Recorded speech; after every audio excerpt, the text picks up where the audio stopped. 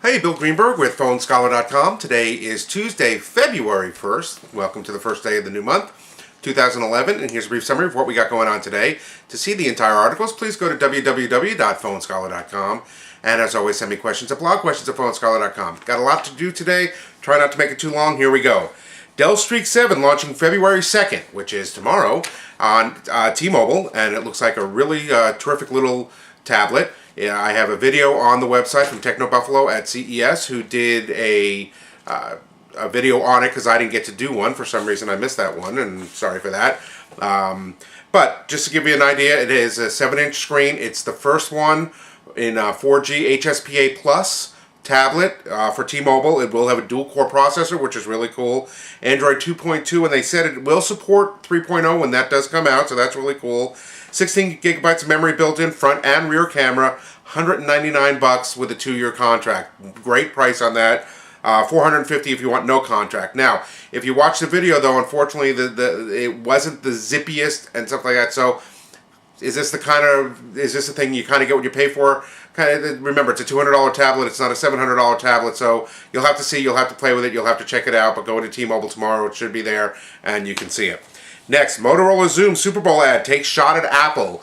And back in 1983, if those of you remember the girl running with, well, you know what? You don't have to remember because I actually put both commercials on the website. You could take a look at them. But it's a lady running with the hammer and throwing it into the screen as with the George Orwell 1984 movie. And it's Apple taking a shot at IBM, and now it's kind of flipped, and Motorola is taking a shot at Apple with the Xoom, talking about Apple being the big and having everything and stuff like that. The problem is the commercial doesn't convey it too well, and you never see the Xoom name until the very end. It's only in the bottom left-hand corner, so you can really see the difference in marketing between Apple and what Motorola is doing right now. It just doesn't seem like Motorola's quite got a grasp on it. Read the article, you'll get more in depth on that. Next, HTC Inspire 4G hits AT&T on February 13 and does HSPA Plus or 4G for $99.99. And this looks like a terrific phone, a terrific price. 4.3-inch screen. It's an exclusive with AT&T for now.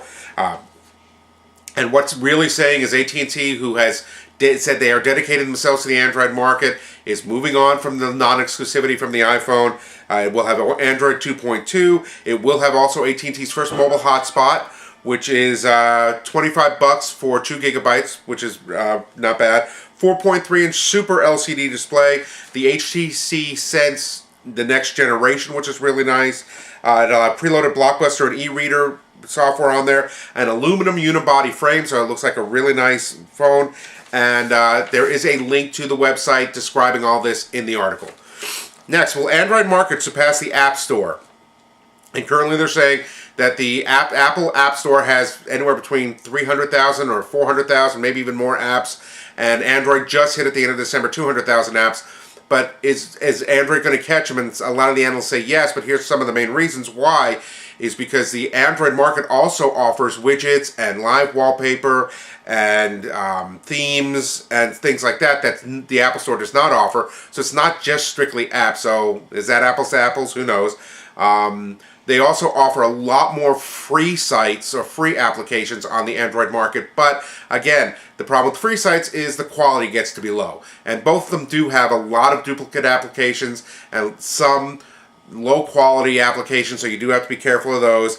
The Apple Store is light years ahead on games, but the Android market is quickly catching up with some very good games and very high quality games coming in. And then the thing with the tablets is that Apple has a lot of separated apps, some for the iPad, some for the iPhone. There are some that run on both, but it looks like the Android market is going to run strictly 100% right now on both. And if the OSs ever get, in the Android market ever get separated, they may go that way too, but right now that's the advantage. So, is it going to catch up? They think so, but just mainly because of the total volume and the free developers. Developers can put anything on there, so we'll see. Under categories, under Apple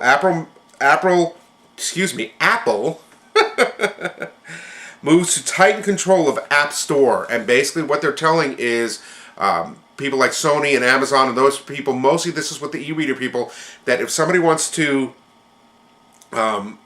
get an application of theirs, basically they're denying their iPhone and their iPad applications to where you could just go and click in and go into Sony, redirect it to Sony or Amazon, and download a book. You have to go through the iTunes or the App Store now, the Apple Store, to be able to do that. And they're getting a real tough control on it, which is kind of unusual because Apple just said they're going to open up their market. So read the article, you'll get a better sense.